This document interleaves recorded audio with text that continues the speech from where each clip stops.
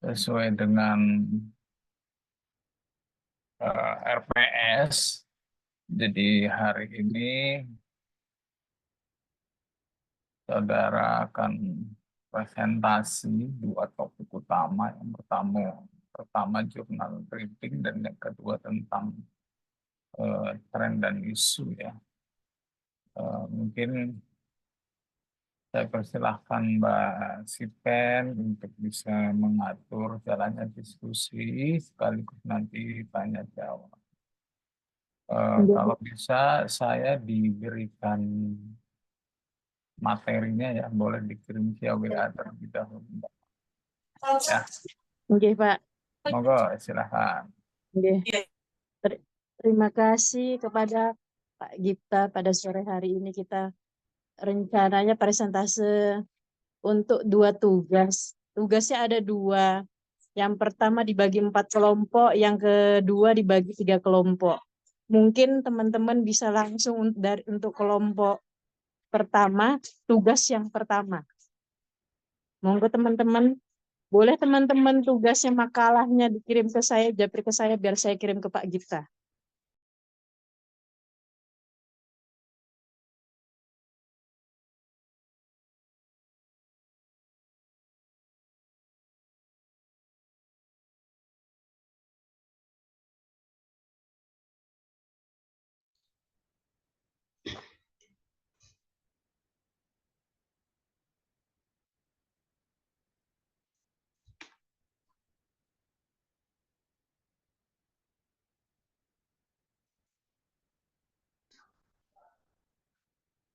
Baik, ini bisa dimulai ya, Mbak? Sebelum mulai minta tolong kita tanpa tanya jawab ya, hanya penjelasan saja.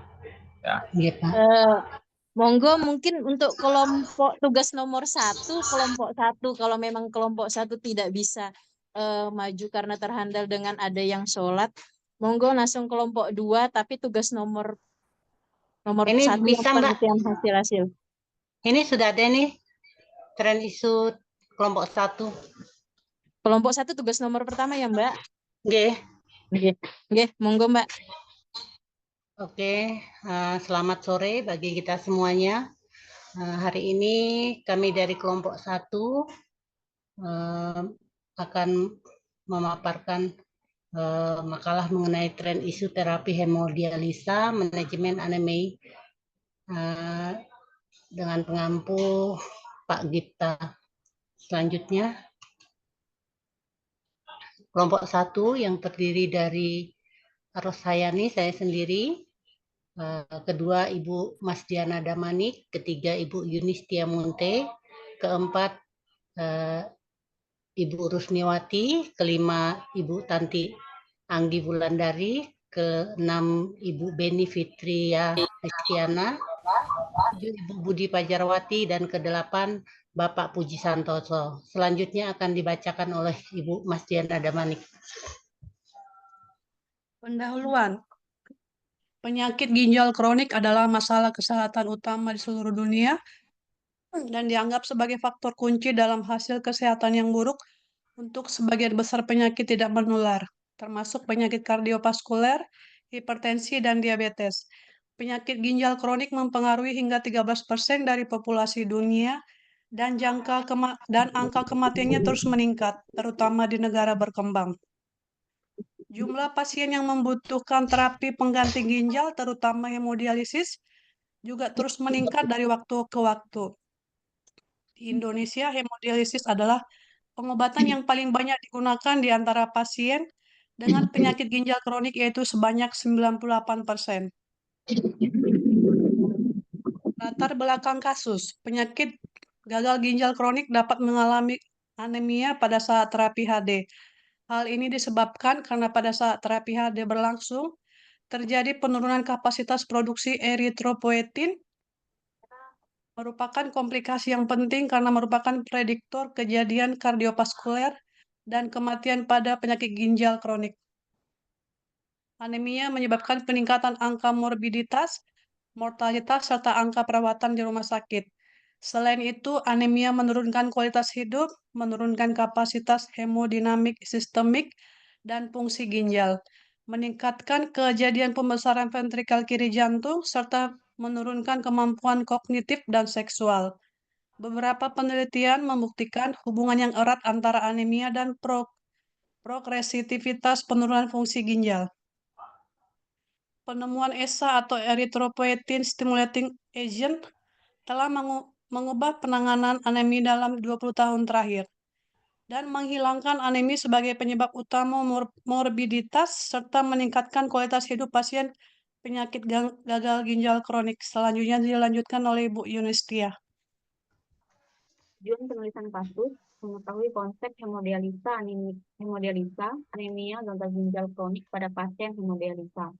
Bagi pasien yang menjalani hemodialisa sebagai tambahan informasi untuk membantu dalam penanganan anemia.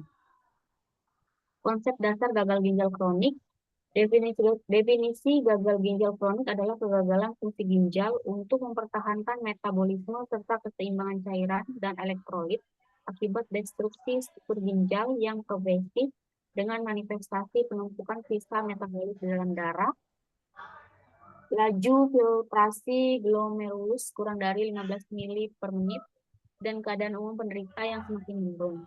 Oleh sebab itu, ginjal tidak mampu mempertahankan metabolisme, keseimbangan cairan, dan elektrolit sehingga memicu terjadinya uremia pada penderita. Hampir semua penyakit yang menyerang tubuh dapat memicu timbulnya penyakit ini. Etiologi penyakit gagal ginjal kronik.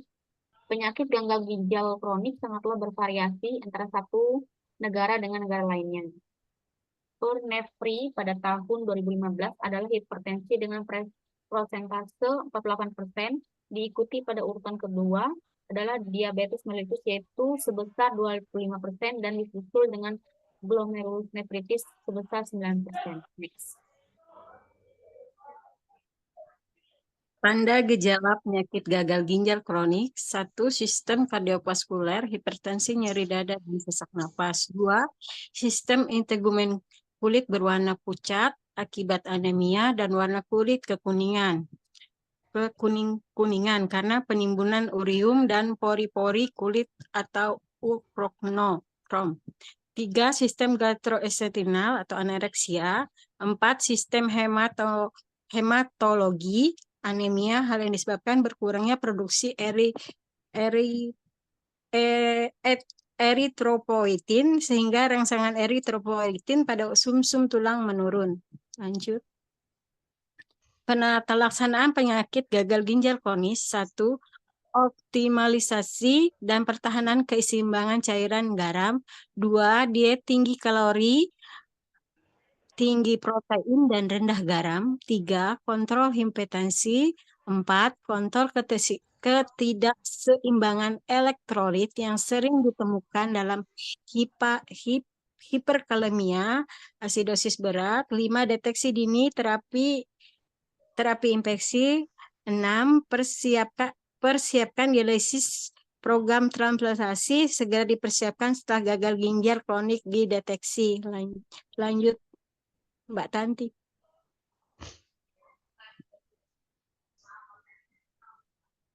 Baik, terima kasih. Konsep hemodialisa. Hemodialisis merupakan terapi pengganti ginjal yang efektif dan paling banyak digunakan dalam penatalaksanaan gagal ginjal terminal. Hemodialisis adalah terapi yang aman dan bermanfaat untuk pasien, namun sekaligus menjadi terapi yang rumit dan tidak nyaman yang disertai dengan beberapa komplikasi. Komplikasi hemodialisa adalah komplikasi yang terjadi selama hemodialisis berlangsung dan komplikasi selama prosedur hemodialisis atau intradialitik yang dapat berhubungan dengan teknik dan non-teknik. Komplikasi teknik dapat dicegah dengan melakukan pengawasan dan monitoring kompartemen dan dialisat sebab jika terjadi alarm aktif dan memicu bypassing dari dialisat dan pompa darah akan terhenti. Selanjutnya dilanjutkan oleh Ibu Beni. Terima kasih, Mbak. Beberapa komplikasi hemodialisis yang berlangsung lama. Yang pertama ada komplikasi akibat masalah teknis, yaitu kerusakan darah, suhu dialisa terlalu tinggi, kekurangan cairan, konsentrasi garam dalam dialisa dan clotting. Dan yang kedua ada hipotensi atau hipertensi. Dan yang ketiga ada kardiak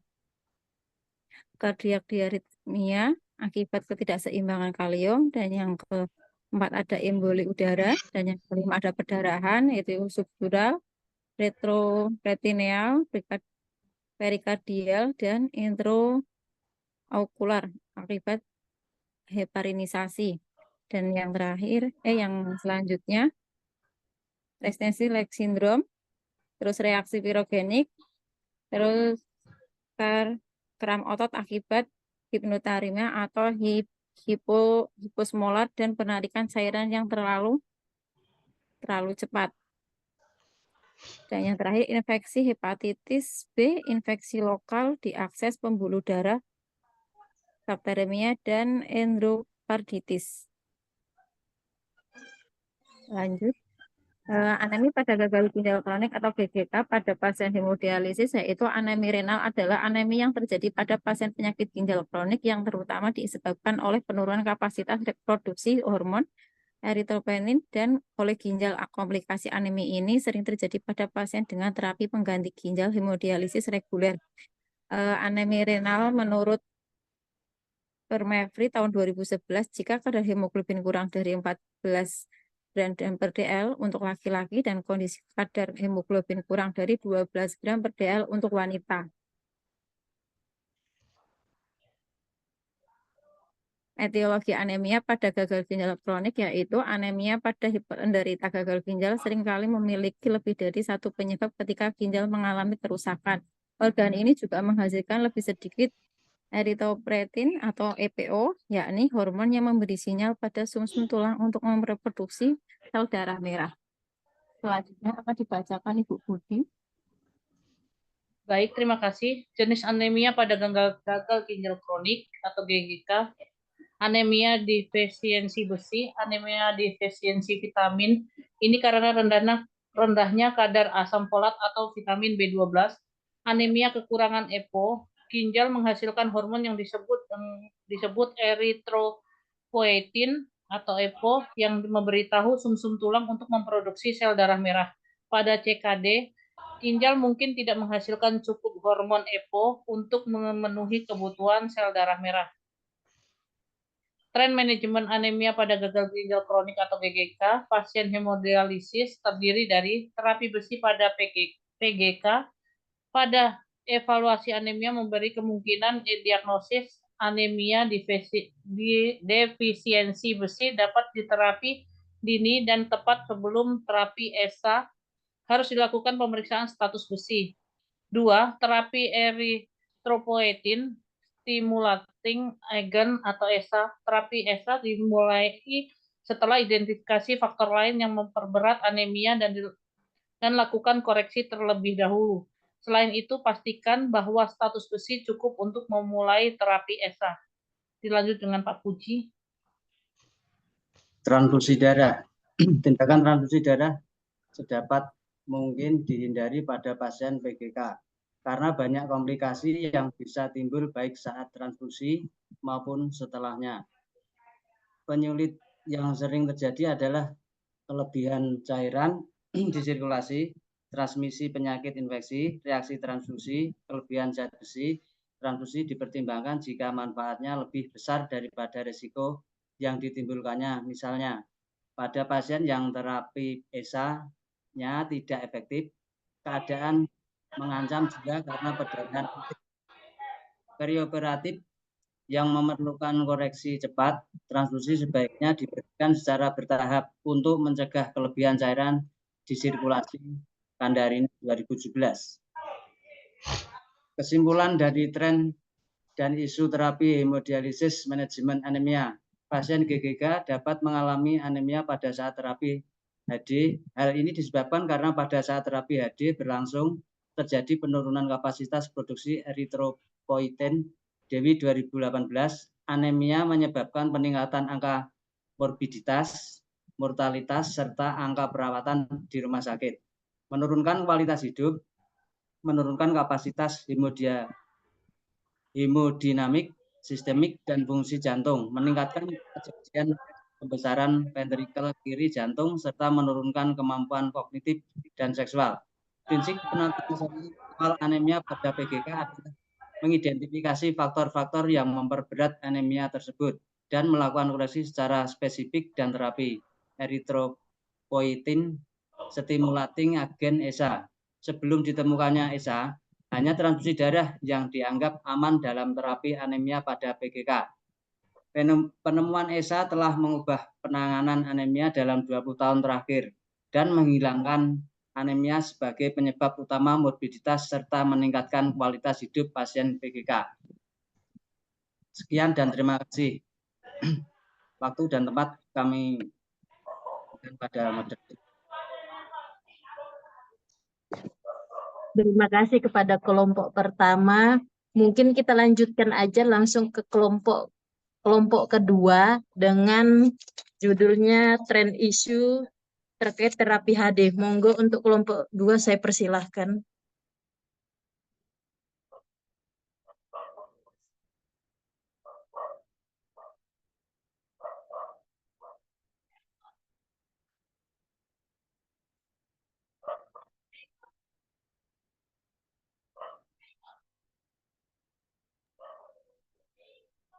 Terima kasih, Mbak. Saya share screen dulu ya.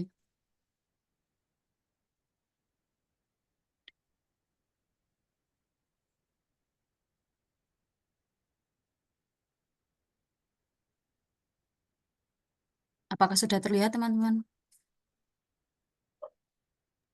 Sudah, Mbak. Terlihat, Mbak. Selamat siang, kami dari kelompok 2, itu tentang hasil penelitian tentang penata laksanaan terapi HD. Untuk anggota kami yang pertama ada Mas Daniel, yang kedua Ika Rahmawati, saya sendiri, yang ketiga Desma Lutfia, yang keempat Putri Dinarwati, yang kelima Ika Hesti, yang keenam Adi Pratama, yang ketujuh Ardiansah, dan yang ke-8 ada Pak Agustinho. Mbak Ika, maaf sebelumnya. Bolehkah nanti untuk yang hasil-hasil penelitian tentang pelaksanaan terapi HD ini setelah trend dan isu, jadi kita urutkan dulu biar enak, biar tahu gitu sudah sampai selesai untuk yang trend isu 3 kelompok, setelah itu baru hasil-hasil penelitian tentang penata laksanaan terapi HD. Oh, ini berarti bukan kita dulu ya? Nggih, iki masih yang trend and issue. Nanti setelah iya. itu 3 kelompok baru kita lanjut 4 kelompok biar kita urutan sesuai urutan enak jadi sesuai. Oke? Oke, Mbak.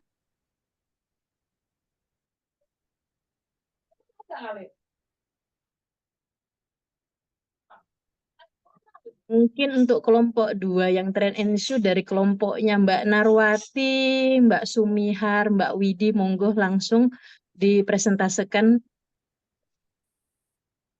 Terima kasih.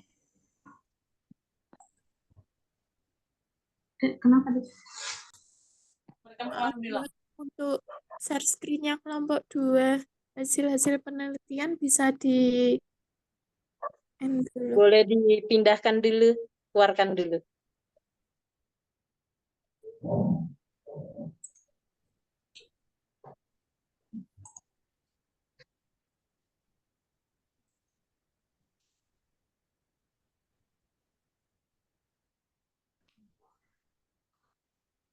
Sudah terlihat? Sudah, Mbak. Ya, Mbak. Ya. Assalamualaikum, selamat sore. Kami dari kelompok 2 akan mempresentasikan efektivitas breathing exercise terhadap penurunan fatigue pasien hemodialisa. Kelompok 2 itu terdiri dari John Ivan, Narwati, saya sendiri, Sintike, Sumihar, Sriwidi Astuti, Bella Basma, Ella, Widya Kusuma, dan Ima Dewi. Latar belakang. Semakin meningkatnya arus globalisasi di segi bidang, perkembangan teknologi dan industri telah banyak membawa perubahan pada perilaku dan gaya hidup masyarakat, serta situasi lingkungan, misalnya perubahan pola konsumsi makanan, berkurangnya aktivitas fisik, dan meningkatnya polusi lingkungan. Perubahan tersebut tanpa disadari telah memberi pengaruh terhadap terjadinya transisi epidemiologi dengan semakin meningkatnya kasus-kasus penyakit tidak menular di antaranya yaitu penyakit ginjal kronik. Hemodialisis merupakan terapi pengganti ginjal yang dilakukan 2-3 kali seminggu dengan lama waktu 4-5 jam yang bertujuan untuk mengeluarkan sisa-sisa metabolisme protein dan mengoreksi gangguan keseimbangan cairan dan elektrolit. Proses terapi hemodialisis yang membutuhkan waktu selama 5 jam umumnya akan menimbulkan stres fisik pada pasien setelah hemodialisis. Pasien akan merasakan kelelahan, sakit kepala, dan keluar keringat dingin akibat tekanan darah yang menurun sehubungan dengan efek hemodialisis. Ketergantungan pada mesin dialisis seumur hidupnya, kondisi malnutrisi dan anemia yang terjadi pada pasien dialisis mengakibatkan terjadinya fatigue yang mempengaruhi fungsi kehidupan sehari-hari.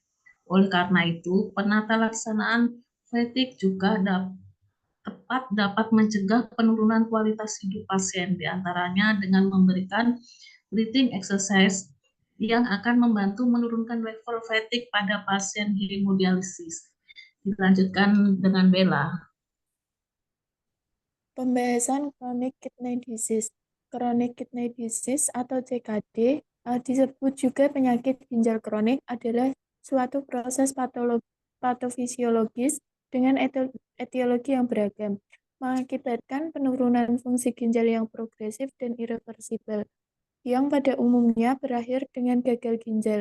Terapi hemodialisis dapat menimbulkan beberapa efek samping, seperti nyeri, pruritus, demam, kram, dan dysequilibrium syndrome.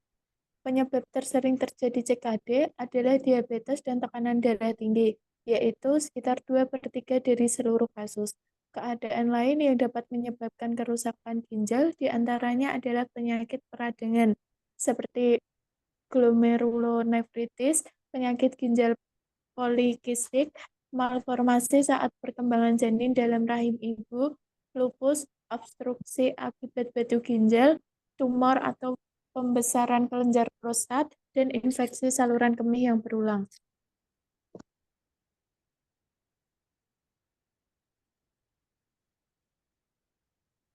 Selanjutnya, Mbak Sumir. Baik, terima kasih. Hemodialisa adalah proses pembersihan darah oleh akumulasi sampah buangan. Hemodialisa digunakan bagi pasien dengan tahap akhir gagal ginjal atau pasien berpenyakit akut yang membutuhkan dialisis waktu singkat. Tujuan dari hemodialisa adalah untuk mengambil zat-zat nitrogen yang toksis dari dalam darah pasien ke dialiser. Tempat darah tersebut dibersihkan dan kemudian dikembalikan ke tubuh pasien. Prinsip dan cara kerja adalah 1. Kompartemen darah, 2. Kompartemen cairan pencuci atau dialisat, 3. Ginjal buatan atau dialiser. Manifestasi klinis. Untuk neurologi, terjadinya kelemahan, fatigue, dan kecemasan. Kedua, integumen, kulit berwarna coklat keabu-abuan, kering.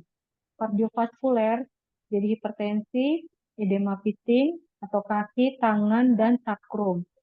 Paru-paru, sputum yang lengket dan kental, gastrointestinal, bau amonia, nafas uremik. Hematologi, anemia dan trombositopenia, reproduksi, amenore, atrofi testis, muskuloskeletal, kram otot, hilangnya kekuatan otot. Dilanjutkan.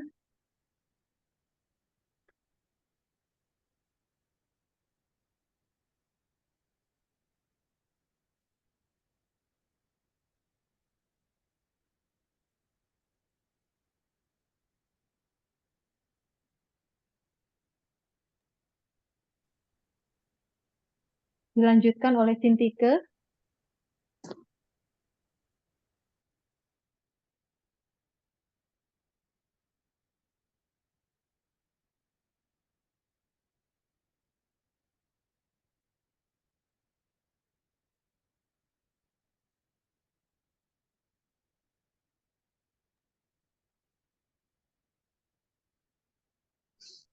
Boleh saya lanjutkan, Bu Mihar? Mungkin Mbak Sintitenya lagi di OK. Boleh Mbak, lanjutkan Mbak. Nah, terima kasih. Pembahasan fatigue. Fatigue adalah bahasa Latin fatiga yang berarti hilang lenyap atau wasted time.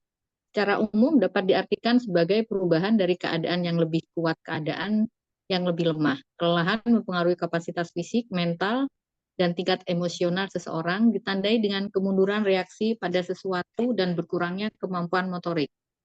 Kelelahan merupakan perasaan letih akibat penggunaan tenaga yang berlebih. Kelelahan juga dapat didefinisikan sebagai range of affliction dari keadaan letih secara umum sampai menimbulkan rasa panas atau terbakar pada salah satu otot tubuh akibat proses induksi yang ditimbulkan oleh proses kerja. Slide.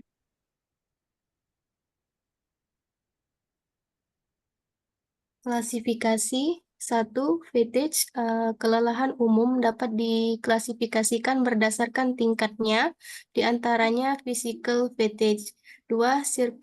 Circadian fatigue ditandai dengan denyut nadi yang lemah, pelan, atau cepat. Yang ketiga, acute fatigue terjadi pada suatu aktivitas tubuh atau otot, terutama dikarenakan banyak menggunakan otot, gangguan kebisingan, dan sebagainya. 4. Cumulative fatigue adalah kelelahan yang disebabkan kelelahan fisik atau mental yang terjadi pada periode waktu tertentu. 5.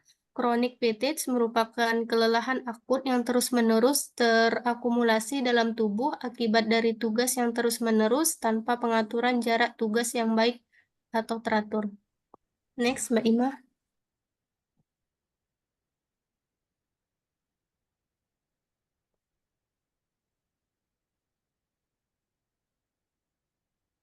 Akan saya lanjutkan alat ukur fatigue scale.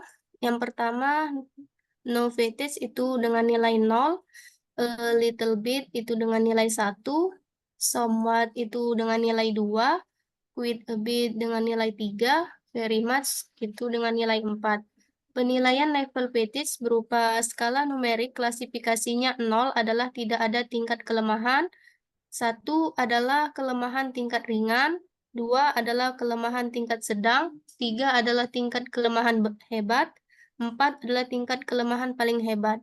Khusus dan memberikan kuesioner dengan nilai lebih dari 30 adalah lelah ringan. Jika kurang dari atau sama dengan 30 adalah lelah berat.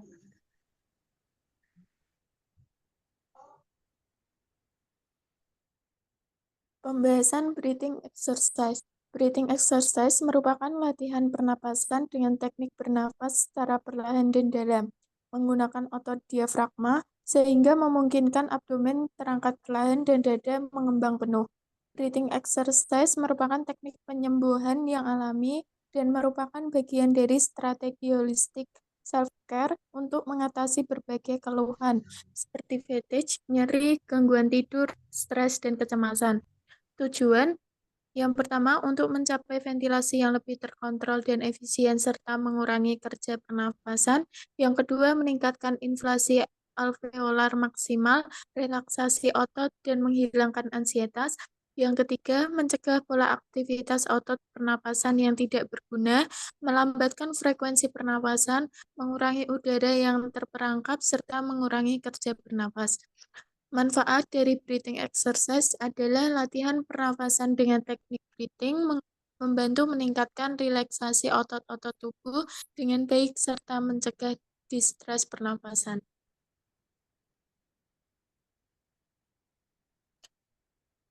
Cukup sekian presentasi.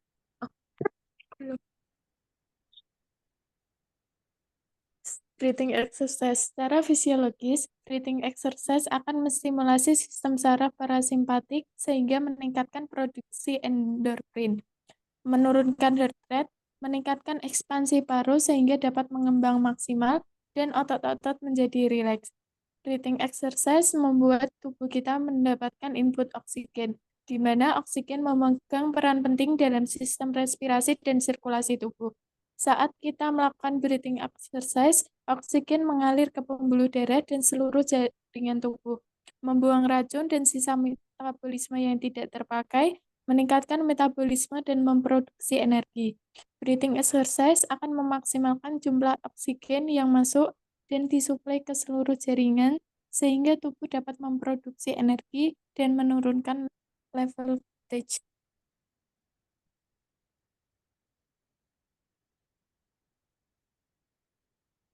Next. Cukup sekian presentasi dari kelompok 2. Terima kasih.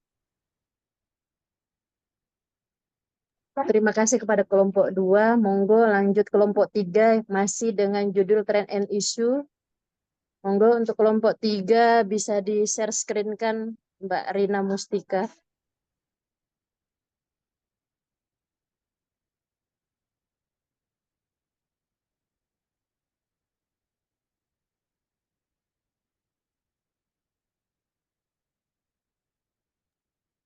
Baik, kami dari kelompok 3, tren isu dan latihan fisik pada pasien hemodialisis terdiri dari Yulia Ratnasari, Rateni Suwatul, Rina Mustika, Mereca Santi, Hotmiati, Yuspina Lambaran, sama Mbak Ayuni Indah. Penyakit ginjal kronik atau PGK atau chronic kidney disease atau CKD adalah suatu proses patofisiologi dengan etiologi yang beragam, mengakibatkan penurunan fungsi ginjal yang irreversibel dan progresif di mana kemampuan tubuh gagal untuk mempertahankan metabolisme dan keseimbangan cairan dan elektrolit sehingga menyebabkan uremia, yaitu menurut dari Black dan Hack. Terapi pengganti ginjal atau renal replacement terapi merupakan salah satu terapi yang dipertimbangkan pada pasien penyakit ginjal kronik tahap akhir. Salah satu tindakan dialisis yaitu hemodialisis merupakan suatu proses yang digunakan pada pasien dalam keadaan sakit akut dan memerlukan terapi dialisis jangka pendek atau pasien dengan penyakit ginjal stadium terminal yang membutuhkan terapi jangka panjang atau permanen menurut Smeltzer dan Berry tahun 2008. Selanjutnya. Namun demikian, hemodialisis tidak menyembuhkan atau memulihkan penyakit ginjal. Pasien akan tetap mengalami sejumlah permasalahan dan komplikasi serta adanya berbagai perubahan pada bentuk dan fungsi sistem dalam tubuh menurut Smeltzer dan Barre tahun 2008. Salah satu permasalahan yang sering dikeluhkan pasien yang menjalani hemodialisis rutin adalah kelemahan otot. Selanjutnya dibacakan dengan Mbak Rina.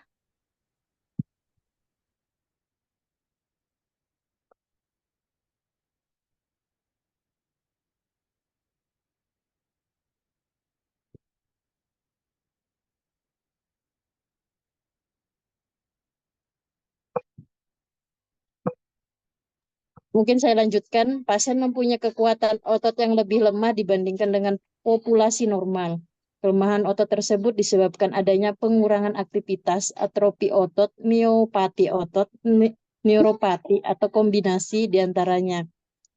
Dengan Muniralanan tahun 2007, Klinger 2004. Next. Latihan fisik didefinisikan sebagai pergerakan terencana, terstruktur yang dilakukan untuk memperbaiki atau memelihara satu atau lebih aspek kebugaran fisik oleh Orti tahun 2010. Latihan fisik penting untuk mempertahankan dan meningkatkan kesehatan tubuh secara keseluruhan oleh Fries tahun 2005, Potter dan Perry tahun 2006.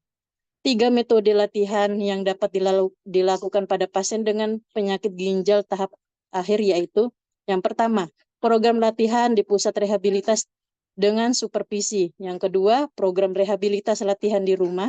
3, program latihan selama 1 jam pertama pada saat dilakukan hemodialisis di unit hemodialisis. Oleh Knapp et al. Tahun 2005. Next. Manfaat meningkatkan aliran darah pada otot. Yang kedua, memperbesar jumlah kapiler, memperbesar luas dan mempermukaan kapiler sehingga meningkatkan perpindahan urea dan toksin dari jaringan ke vaskuler yang kemudian dialirkan ke dialyzer atau mesin HD. Parson et al. 2006. Yang ketiga, latihan fisik yang dilakukan selama 1 jam pertama. Hemodialis dapat menjadi satu pilihan rehabilitas yang terbaik. Yang keempat, latihan fisik selama hemodialis dapat menjaga stabilitas tekanan darah, sistolik dan diastolik. Hidayati 2009. Yang kelima, mengurangi ansietas dan menunjukkan kecenderungan perbaikan level of aerobic fitness, Jones et al. 2009. Frekuensi, intensitas, volume, dan progresivitas. Yang pertama, latihan dilakukan 2 kali seminggu selama dialisis di bawah pengawasan.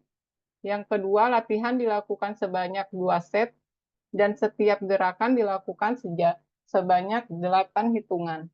Waktu pelaksanaan, latihan fisik efektif dilakukan pada 1 jam pertama, hemodialisis selama 4 sampai dengan 6 minggu. Yang ketiga, latihan dapat dilakukan selama 30 menit sampai 45 menit dan secara umum diberikan sebelum hemodialisis selesai dilakukan. Parson 2006, Hidayati 2009. Yang ketiga, latihan fisik yang dilakukan selama 1 jam pertama, hemodialisis dapat menjadi satu pilihan rehabilitasi yang terbaik. Knap et al. 2005. Selanjutnya dibacakan oleh Kak Mercy. Indikasi yang pertama, pasien rutin menjalani hemodialisa. Yang kedua, diizinkan oleh dokter untuk melakukan latihan fisik selama hemodialisis. Kontraindikasinya, yang pertama, pasien yang mengalami penyakit pada pasien persarapan atau neurologi. Yang kedua, pasien yang mengalami gangguan pada sistem muskuloskeletal. Yang ketiga, pasien yang mengalami gangguan hemodinamik. Yang keempat, pasien yang terpasang akses femoral. Yang kelima, pasien yang mengalami komplikasi hemodialisis atau hipotensi, kram, sakit kepala atau pusing. Tahapan gerakan, latihan yang dilakukan meliputi 3 tahap. 3 tahap yaitu yang pertama pemanasan, yang kedua latihan atau inti, yang ketiga pendinginan menurut Sulistianingsih 2010. Latihan peregangan atau pemanasan, yang pertama peregangan leher, yang kedua peregangan tangan atau lengan, tangan dan pergelangan, yang ketiga peregangan bahu, punggung atas dan dada, atau gerakan mengangkat bahu dan memutar bahu. Yang keempat, peregangan bahu, punggung atas dan dada, atau gerakan mengangkat bahu dan memutar bahu. Yang kelima, peregangan bagian leher dan bagian samping.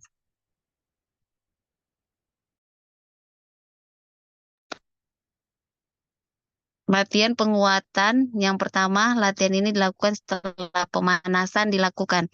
Latihan disesuaikan dengan kemampuan sesuai dengan umur, jenis kelamin, kebiasaan latihan, penyakit dan taraf kesehatan masing-masing.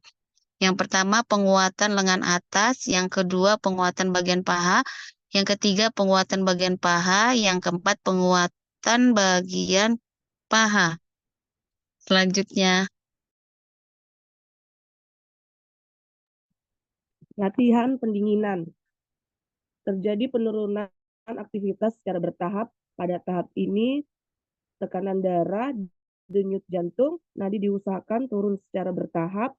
Pemulihan berguna agar otot-otot yang dipakai dan sisa pembakaran akan dikeluarkan dan tidak tertumpuk dalam tubuh. Selanjutnya, yang pertama, tarik nafas melalui hidung dan keluar melalui mulut, tangan setinggi kepala. Yang kedua, lakukan 8 kali hitungan. Next. Evaluasi. Yang pertama, mengobservasi keadaan umum pasien. Yang kedua, mengukur tanda-tanda vital meliputi tekanan darah, denyut nadi, frekuensi pernapasan, dan suhu tubuh jika perlu. Hal-hal yang perlu diperhatikan saat pelaksanaan latihan fisik selama hemodialisa yaitu sebagai berikut. Yang pertama, lakukan gerakan sesuai dengan kemampuan. Yang kedua, apabila pasien tidak mampu atau tidak sanggup melakukan gerakan-gerakan latihan, segera hentikan latihan. Next.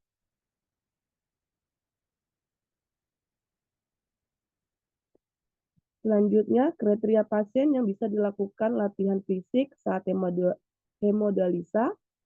Yang pertama, pasien dengan gagal ginjal kronik dengan terapi hemodialisis rutin 2 kali dalam seminggu. Yang kedua, pasien yang mengalami anemia sedang atau ringan HB 7-10 gram persen. Yang ketiga, pasien dengan berusia 20 tahun sampai dengan 55 tahun. Yang keempat, penurunan fisik dengan skala Bohr lebih dari 13 atau agak berat.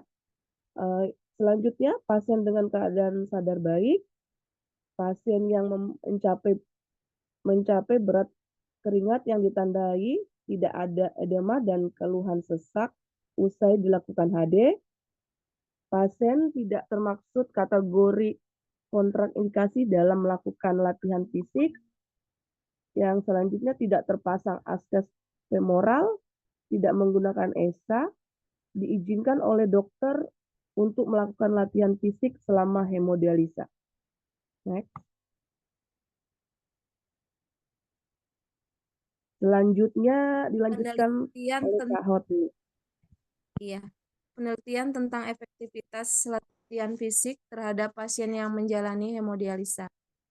Berdasarkan penelitian Dwi Retno Sulistianingsi tahun 2014, disimpulkan terdapat perbedaan yang signifikan kekuatan otot, baik kekuatan otot kaki dan kekuatan otot tangan sebelum dan setelah dilakukan latihan fisik selama hemodialisis.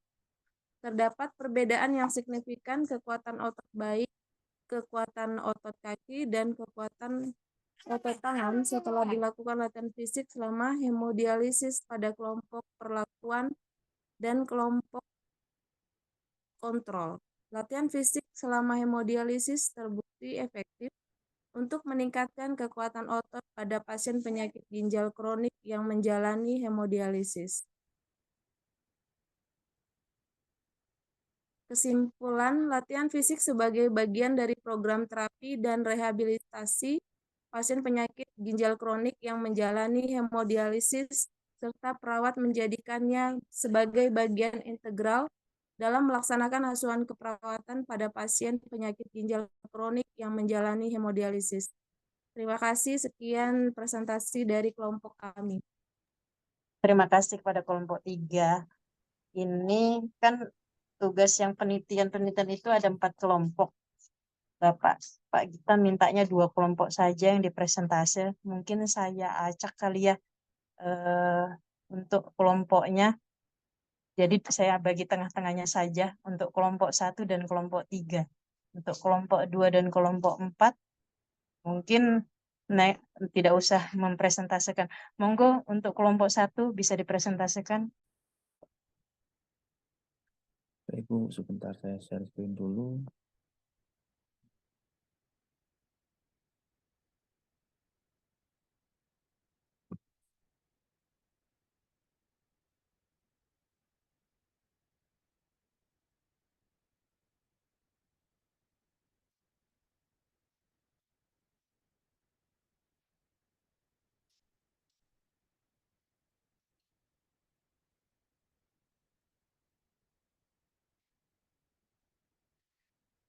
Baik, Assalamualaikum warahmatullahi wabarakatuh.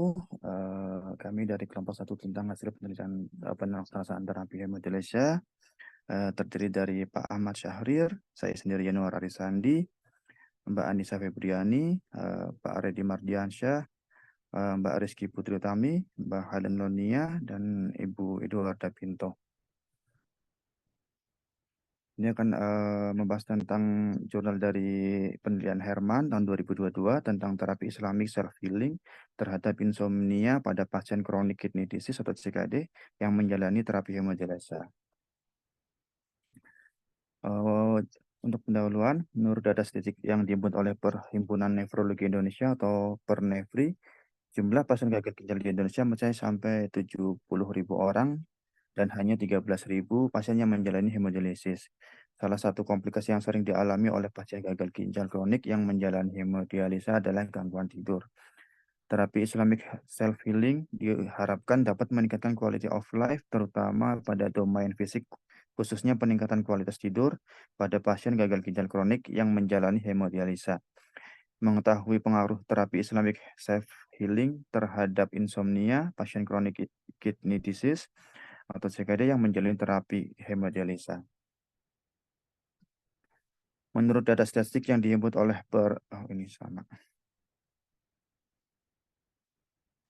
Jadi untuk rangkuman penelitian tersebut, penelitian yang dilakukan oleh Herman di tahun 2022 bertujuan untuk mengetahui pengaruh terapi Islamic self-healing terhadap insomnia pada pasien chronic kidney disease atau CKD yang menjalani terapi hemodialisa. Menurut data dari Pernefri tersebut, jumlah pasien gagal ginjal di Indonesia mencapai 70.000 orang dengan hanya 13.000 yang menjalani terapi hemodialisis. Salah satu komplikasi utama pada pasien CKD yang menjalani hemodialisis adalah gangguan tidur atau insomnia. Metode penelitian ini menggunakan desain kuasi eksperimen dengan rancangan pretest dan post-test with control group, melibatkan 44 pasien yang menjalani hemodialisis rutin di Rumah Sakit Umum Daerah Panembahan, Senopati, Bantul, yang mengalami insomnia. Untuk teknik pengambilan sampel adalah purposive sampling. Instrumen penelitian ini menggunakan Pittsburgh Insomnia Rating Scale 20 item version atau PIRS 20 untuk mengukur skor insomnia pasien. Karakteristik sampel penelitian mencakup mayoritas berjenis kelamin perempuan sebanyak 59,1%, berusia 26 sampai 55 tahun, jumlah 84,1%, berstatus menikah 90,9%, berpendidikan SLTP 36,4%, tidak memiliki kebiasaan merokok, minum kopi ataupun obat-obatan sebanyak 93,2%, dan telah lama menjalani hemodialisa sebanyak 70,5%.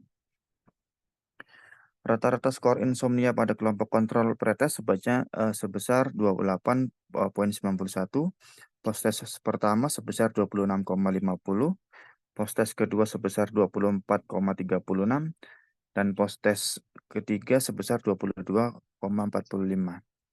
Rata-rata skor insomnia pada kelompok perlakuan pretest sebesar 28,23, post-test 1 sebesar 23,41, post-test 2 sebesar 18,00, dan post-test 3 sebesar 13,91.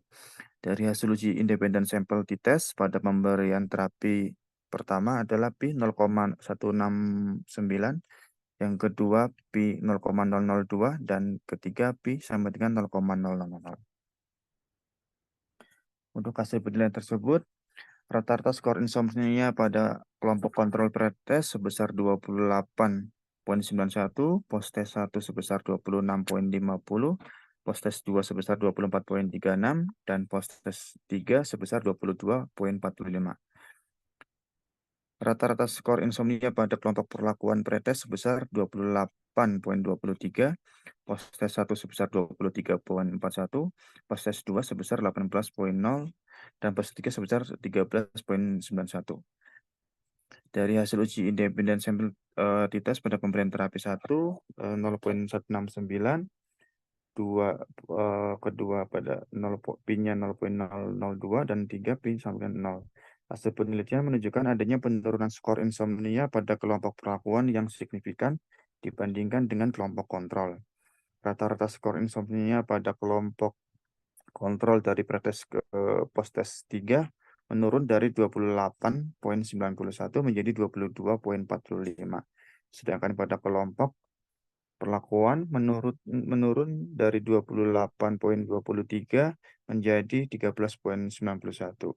Dari uji statistik independen sampel t-test menunjukkan hasil signifikan pada post-test kedua, yaitu P 0,002, dan pada post-test ketiga P sama dengan 0.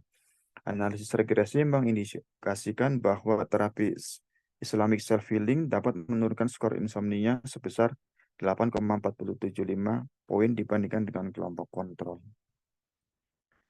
Kesimpulan dari penelitian ini adalah penelitian ini menyimpulkan bahwa terapi Islamic self-healing memiliki pengaruh yang signifikan terhadap gangguan atau pengurangan insomnia pada pasien gagal ginjal kronik yang menjalani terapi hemodialisa.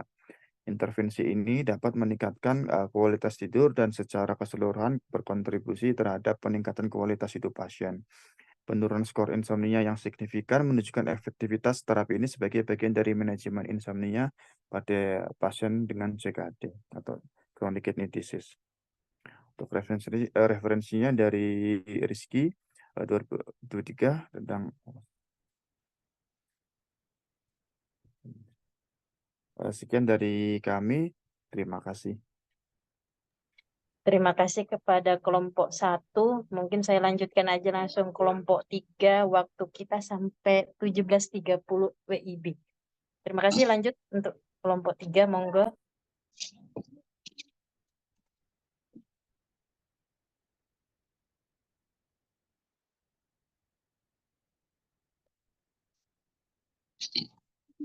Baik, terima kasih atas kesempatan dan waktunya kami dari kelompok 3. Di sini kami akan menganalisis jurnal penatal kesalahan HD. Di sini kelompok 3 terdiri atas Mbak Herlina, Maria, Mei Melani, Pak Domingus, Bu Murtika, Mbak Kesaltina, saya sendiri Elviana, dan Mbak Nafila. Oke, next. Mbak, analisa jurnal, di sini judulnya terapi komplementer untuk mengatasi fatigue pada pasien hemodialisasi. Autornya Swatika Sekar Utami, Siti Arifa 2, Faisah Betty Rahanuningsi. Nama judul Jurnal Kesehatan Vokasional volume 8 nomor 2 2023. Link jurnal bisa kita lihat di situ, terus indeks. Oke, lanjut. Resum salah satu masalah fisik yang dirasakan oleh pasien hemodialisasi diantaranya kelelahan, fatigue atau kelelahan adalah perasaan kelelahan luar biasa saat istirahat, melakukan aktivitas, lemas atau kehilangan kekuatannya, dapat mengganggu aktivitas fisik, sosial. Kelelahan menempati urutan tertinggi dibandingkan gejala fisik lainnya. Sekitar 97% pasien gagal ginjal kronis yang menjalani hemodialisasi merasa kelelahan pasca hemodialisis. Pasien hemodialisis cenderung merasakan kelelahan tingkat sedang hingga berat. Banyak pasien merasa lemas dan tidak berenergi selama lebih dari 6 jam setelah hemodialisis. Oke, next. Kondisi ini mulai dialami pasien pada rata-rata 6-8 bulan pertama karena proses penyesuaian. Kelelahan pada klien yang menjalani hemodialisis dapat menyebabkan konsentrasi menurun, merasa lemah, gangguan tidur, emosional, dan penurunan melakukan aktivitas sehari-hari. Fatigue pada pasien hemodialisis memerlukan terapi untuk meredahkan kelelahan, untuk mencegah terjadinya komplikasi yang lebih berat, efektif menurunkan fatigue karena merangsang titik-titik tertentu untuk meningkatkan sirkulasi, energi, dan relaksasi. Jenis pijatannya itu pijat relaksasi, refleksi kaki, refleksi tangan, dan punggung. Pijat kaki dilakukan dengan durasi 20-30 menit, pijat tangan 20 menit, dan pijat punggung 10 menit per sesi. Pijat refleksi banyak digunakan karena sederhana, aman, dan murah. Pijat dapat dilakukan sebelum, selama, dan setelah proses hemodialisis. Pada penelitian Habitsas, kombinasi pijat dengan minyak almond memberikan efek paling efektif karena sifat pelunakan, penguatan, dan pengairan dari bahan ini dapat mengurangi elastisitas serat kolagen kulit. Lanjut.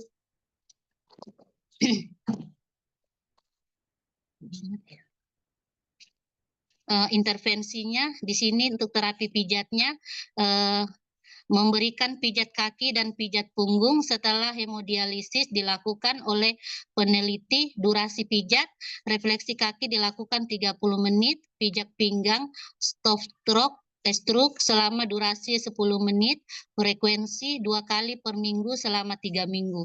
Terus intervensi kedua, kelompok 1 diberikan pijat refleksi selama 3 menit di setiap titik. Kelompok 2 diberikan pijat stroke oleh perawat. Durasinya setiap pertemuan 10 menit. Kedua langsung setelah hemodialisis, frekuensi 2 kali per minggu selama 5 minggu. Terus intervensinya, kelompok intervensi diberikan pijat refleksi kaki oleh peneliti terlatih. Kelompok kontrol diberikan perawatan biasa, durasi 15 menit untuk setiap kaki, frekuensinya 3 kali berturut-turut selama proses hemodialisis, kemudian dilakukan evaluasi. Terus intervensi selanjutnya dibagi menjadi 4 kelompok. Kelompok 1, pijat kaki dengan minyak kamomil. Kelompok 2, pijat kaki dengan minyak almond. Kelompok 3, hanya pijat. Kedua, kaki tanpa minyak. Kelompok 4 tidak diberikan. Intervensinya, pijatan diberikan oleh peneliti yang terlatih. Durasi 1 jam. Setelah hemodialisis dimulai dengan 3 cc minyak selama 20 menit. Frekuensi 3 kali seminggu dalam 2 bulan. Hasilnya, setelah intervensi kelelahan pada kelompok pijat refleksi kaki berkurang secara signifikan dibandingkan dengan kelompok pijat punggung slow stroke lambat. Setelah intervensi kelelahan pada kelompok pijat punggung berkurang secara signifikan dibandingkan dengan kelompok pijat telapak tangan. Setelah intervensi dalam skor kelelahan menunjukkan perbedaan yang signifikan antara kelompok kontrol dan pijat refleksi kaki. Hasil skor kelelahan terendah setelah dilakukan 3 kali pijatan. Terus skor fatigue dengan pijat kaki pada semua kelompok intervensi secara signifikan lebih rendah dibandingkan kelompok kontrol. Pijat kaki dengan minyak almond menjadi perawatan pijat kaki yang paling efektif untuk kelelahan. Lanjut. Analisa PICO-nya, P-nya pasien dewasa dengan CKD, I-nya menjalani program HD, C-nya fatigue, O-nya dilakukan pijat refleks dapat mengurangi fatigue. Terima kasih. Kami kembalikan ke moderator. Terima kasih pada kelompok 3. Monggo, terima kasih. Saya kembalikan ke Pak Gipta. Monggo, Pak. Ya, terima kasih sudah presentasi. Saya mohon maaf karena mungkin sekarang di Ungaran kemarinnya jam 17.34, jadi saya minta lebih awal aja ke kuliah. Tadi udah disampaikan banyak hal, termasuk ada 2 topik yang memang kita tugaskan ya, ada tren dan isu dan analisis jurnal. Tidak mengapa kalau analisis jurnal hanya 2, nanti saya sudah kirimkan link Google Drive-nya, silahkan nanti saudara bisa kumpulkan tugasnya di link Google Drive tersebut. Saya sedikit komentari saja sih, sedikit saja ya. Jadi sebenarnya kalau kita bicara tren dan isu itu, di hemodialisa itu kan sebenarnya banyak hal. Dan mungkin sebagai gambaran begini. Ini cerita, makanya kemarin saya sempat tanya sama satu mahasiswa kan, Mas Daniel kalau nggak salah waktu itu, ada apa nggak ada. Saya tanya, Mas di tempatmu ada HD enggak? Ternyata kan tidak ada, adanya di rumah sakit yang satunya. Ketika saya tanya kira-kira bisa ini enggak ya, kapasitasnya berapa, bisa masuk enggak 1 pasien gitu kan, ternyata memang begitu sulit apa namanya sekarang pasien baru untuk dilakukan treatment hemodialisa dan ketika dia menggunakannya adalah BPJS. Nah, hal-hal seperti ini mungkin perlu kita cermati. Jadi kalau kita bicara tren dan isu, ya tren dan isu, isu-isu yang sekarang mungkin kita perlu cermati, misalnya seperti akses, ya, akses untuk orang melakukan HD. Itu kan kalau boleh dikatakan sebenarnya kan jumlah pasiennya semakin banyak dan aksesnya bisa jadi masih terpusat di kota-kota besar. Atau toh kalau misalnya di rumah sakit yang memang apa namanya ya rumah sakit yang memang kualifikasinya baik atau sudah cukup lama ya. Dan ini menjadi satu catatan buat kita. Nah, kemudian keterjangkauan biaya yang tinggi gitu ya. Yang jadi menarik adalah ketika menggunakan BPJS dikatakan antriannya panjang, tidak ada slot, tapi ketika masuk ke umum ada slot. Ini kan jadi sebuah isu yang harus kita cermati. Ya, oke. Kemudian misalnya isu-isu lain, misalnya kalau saudara mau cermati orang dengan HD, on HD itu bagaimana dengan kualitas hidup mereka, ya. Biasanya kan kalau orang dengan on HD akan terjadi penurunan kualitas hidup dan ini jadi satu tantangan buat saudara. Bagaimana meningkatkan apa namanya kualitas hidup mereka, ya. Kemudian bagaimana kita juga harus waspada dengan yang namanya komplikasi HD. Ini juga harus kita pikirkan. Tadi kalau di penjelasan teman-teman itu sudah mengarah ke sana, ada 1-2 hal. Cuma mungkin kedalaman di dalam melakukan analisis terhadap isu dan tren itu. Misalnya kalau tadi manajemen anemia, apa yang harus dilakukan? Mungkin tidak banyak menjelaskan apa itu HD, tapi bagaimana melakukan manajemen pada anemia itu. Ya, kemudian masalah ini tenaga atau SDM yang memiliki kualifikasi untuk melakukan HD, ya. Nah, kemudian tren yang mungkin perlu kita cermati adalah ketika kemarin waktu di awal kita sudah pernah diskusikan bahwa bagaimana dengan pemberian HD secara mandiri di rumah, ya. Kira-kira bagaimana kesiapan tenaga, SDM kesehatannya, kemudian kesiapan masyarakat itu bagaimana, ya, apakah memang bisa dilakukan, kemudian kondisi rumah yang bagaimana yang bisa dilakukan, ya. Kemudian ada juga tren yang lain adalah mungkin penggunaan artificial intelligence, ya, kecerdasan buatan di dalam pemberian terapi HD, ya. Atau misalnya mesin-mesin HD yang memang bisa terintegrasi dengan AI, atau mungkin ada nggak penelitian atau temuan-temuan dari saudara yang nyari gitu ya, apakah ketika orang dilakukan HD di rumah dengan terintegrasi dengan AI gitu, ini jadi satu tren yang sekarang sedang dikembangkan, ya. Kemudian pendekatan yang lebih holistik dan terpadu. Jadi misalnya kalau toh dia dilakukan HD menggunakan peritoneal dialisis, ya, bagaimana telemedicine, ya, telehealth bisa memandu mereka. Nah, ini tren-tren yang mungkin perlu kita cermati saat ini, ya. Dengan tetap memperhatikan etik. Nah, etik. Oke, ya. Ini yang menurut saya mungkin saudara perlu lebih mempertajam kalau ketika kita berbicara tentang tren dan isu, ya. Oke, kemudian terkait dengan analisis jurnal, ya oke lah. Saya masih melihat bahwa ya, yang disampaikan bagus. Ada terapi religi, kemudian ada terapi pijat pada kasus-kasus hemodialisis, gitu ya. Mungkin Anda akan lebih nyaman memang ketika membaca sesuatu yang mudah saudara pahami. Tetapi ada yang harus saudara ingat bahwa ketika kita berbicara di lingkungan akademisi, ya sebaiknya saudara memang tidak hanya menggunakan literatur-literatur yang memang reputasinya harus lebih lebih baik. Ya.